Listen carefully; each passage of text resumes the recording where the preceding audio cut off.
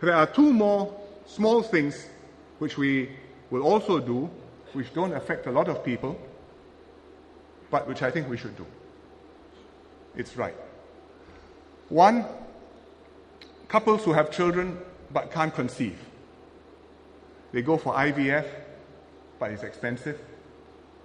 So we will offer financial support to lower the cost of the IVF. Secondly, couples with many children. There was a letter in the Straits Times, I think there were 5 mothers, each of whom had 5 kids, who said, remember us, and we have 5 children, your incentives stop at 4. So I think we should remember them, and I think we should extend most of the incentives, like tax reliefs, childcare subsidies, and so on, to the 5th and the subsequent child. There are not many of them, but I hope the incentives will encourage those who can't afford it to have more. These measures all add up to a very significant package. We are talking about maybe $700 million a year. If more babies are born, it's going to be more than $700 million a year. But even that is about double what we are spending today on child incentives.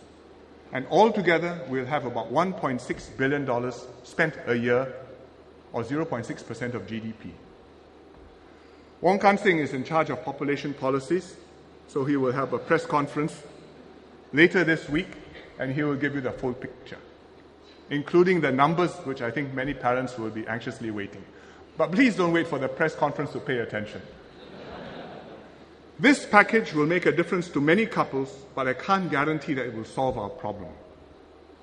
Because this is a deep problem, we'll have to come back to this, revisit it periodically.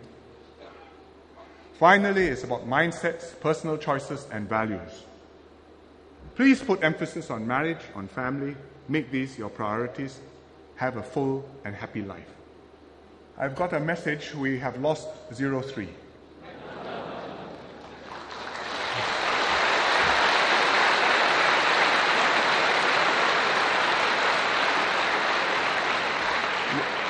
We were up against a very strong China team. I think they've done us proud. We should congratulate them, and we should rejoice and celebrate them.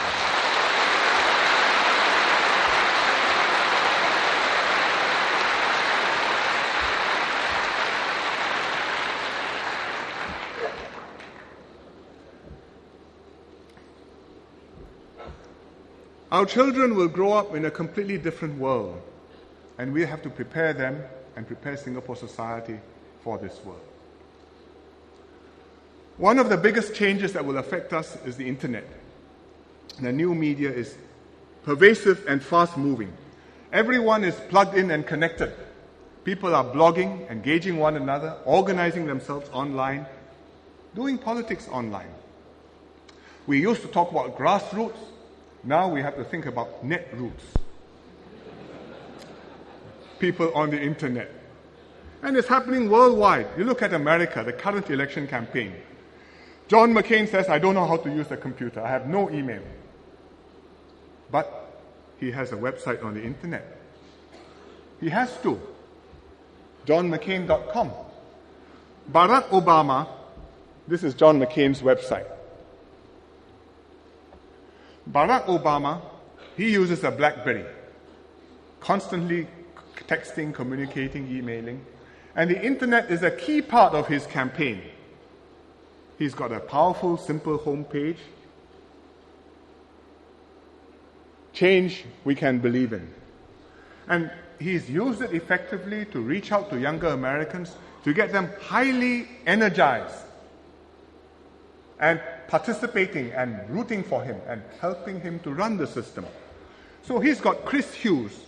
Chris Hughes is one of the founders of Facebook. 24 years old, I suppose must be worth a few $100 million now, dropped out of university, who has joined Barack Obama to help Barack Obama use Facebook technology to organize his campaign, his volunteers, his events, his donations, his activities, his appearances, his emails, the whole lot. And therefore, Barack Obama has a Facebook presence, which you can see. And like all of his pages, there's one very interesting button on it, which is bright red, donate now. And very powerful because people are taken up by this, and 1.5 million people have clicked that button. And each one small amounts, but altogether adding up, I think, to about $100 million, maybe more by now. Cumulatively, a huge boost to his campaign, so much so that he can say, I don't want government money, I'm going on my grassroots money. But it's still money. But Barack Obama also runs into trouble on the internet because all sorts of stories go on, like he's a Muslim, or he didn't do this, or he did that. And he can't go around fighting untruths all over the internet everywhere. So what he has done is to collect all these untruths together to make one website, which is called Fight the Smears. So John McCain attacks him for not visiting wounded troops. And then there's a rebuttal. And if you go in, whole list of all the things which are untrue and all the explanations according to Barack Obama's campaign. So he is using the internet, but he's also running into some of the difficulties of using the internet. This is America. Let me take another country nearer here, Korea, in Asia. It's the world's most wired country. Mostest broadband, mostest usage, people do everything on the internet. And it's had a huge impact on Korean politics. It's empowered new groups because they mobilize and they activate on the internet. So it helped President Lee Myung-bak in his election campaign last December to win a resounding victory because on the internet people could mobilize and new groups could form. But on the internet, you also have rapidly changing moods in the population. So within a few months after being elected, President Lee was under siege. And there were mass demonstrations. They said million-man demonstrations, maybe a slight exaggeration, but if you look at the picture, it looks huge. This is a candlelight picture in Seoul. What were they agitated about? Mad cow disease. Facts? Actually, rumors. Fantastic rumors. First rumor. 94% of Koreans have a special gene. When they eat beef, they will get mad cow disease. So that went around. Everybody got excited. Calm down. Next rumor.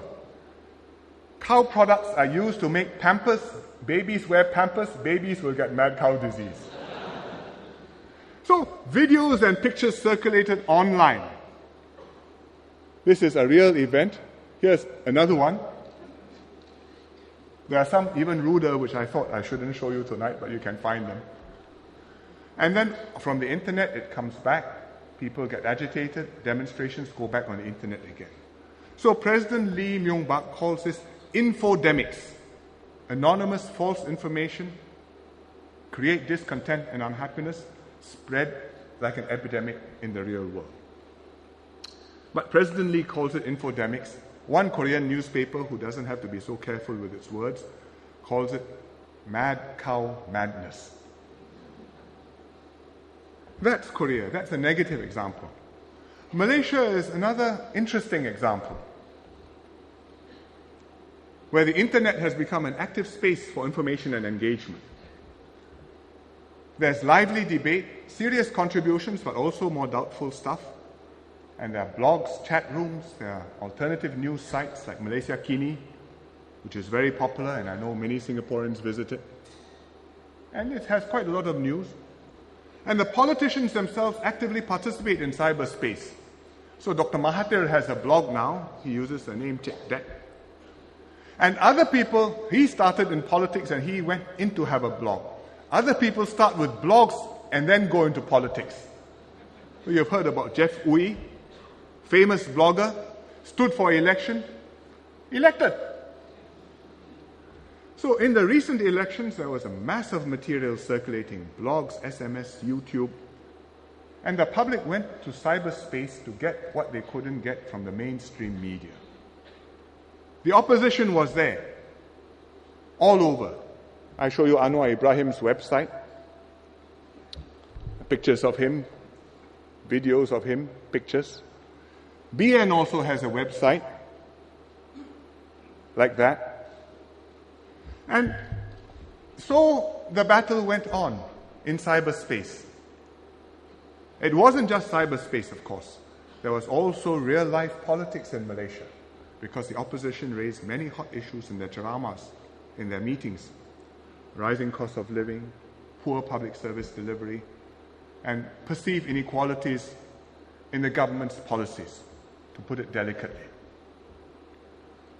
But these were issues which are picked up in the new media and then virally distributed. One shares with two shares with four, and it multiplies.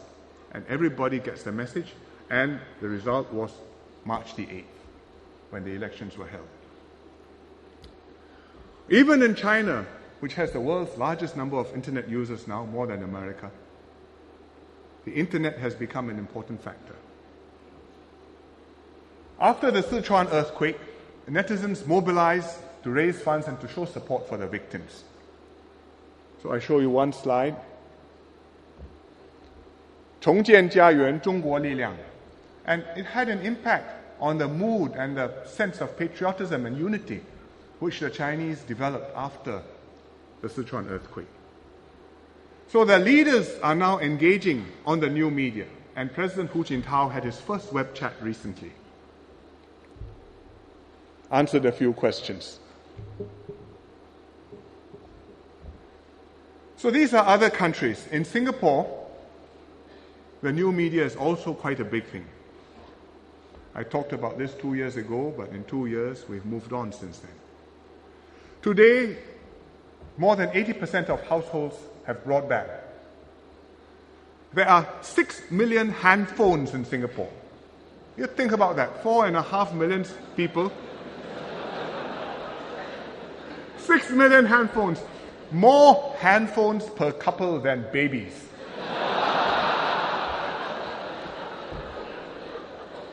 No wonder, no time to have babies. But the young people are totally immersed in this medium.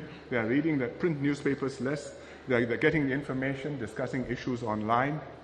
So the ST website, people are participating. CNA website, same. Zhaobao has Oh My. ST means the Straits Times website. Zhaobao has Oh My. Also very interesting new approach to presenting the news and engaging the audience. And people are writing their own content, sharing it with others, organizing interest groups. All this has changed the way the government works.